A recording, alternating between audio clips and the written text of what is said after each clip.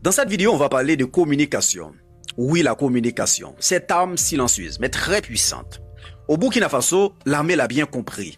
À Ouagadougou, le 22 janvier 2026, le capitaine de gendarmerie, Judy Kael Kone, a fait une déclaration très forte. C'était à l'ISTIC, l'Institut des sciences et techniques de l'information et de la communication. Son message est clair. Sans communication, on ne gagne pas la guerre. Selon le capitaine Kone, la guerre aujourd'hui ne se joue pas seulement sur le terrain. Elle se joue aussi sur les radios, sur les téléphones et sur les réseaux sociaux. Celui qui contrôle le récit contrôle l'opinion publique. Et celui qui contrôle l'opinion publique gagne un avantage stratégique. C'est la géopolitique de la connaissance, chers amis.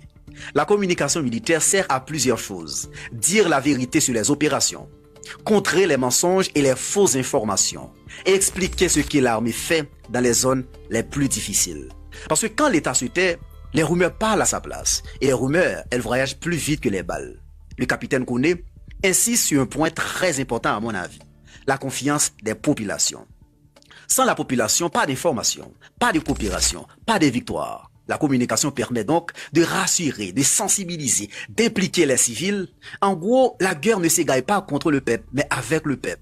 Ce que dit le Burkina Faso, beaucoup de pays africains commencent à le comprendre. Aujourd'hui, l'Afrique fait face à une guerre hybride. Armes sur le terrain, images sur Internet, discours venus de l'extérieur. Si l'Afrique ne raconte pas sa propre histoire, d'autres vont le faire à sa place. Et souvent, ce ne sera pas en sa faveur. Autre point important, la communication, ça sert aussi à remonter le moral des soldats.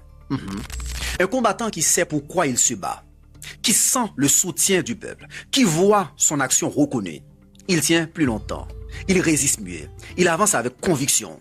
La guerre, c'est aussi dans la tête.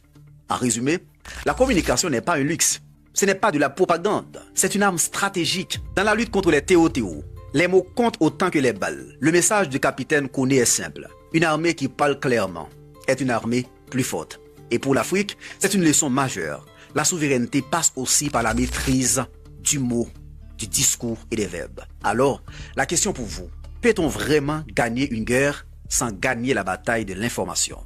À bientôt pour une nouvelle chronique géopolitique avec Wesley. Ciao, ciao.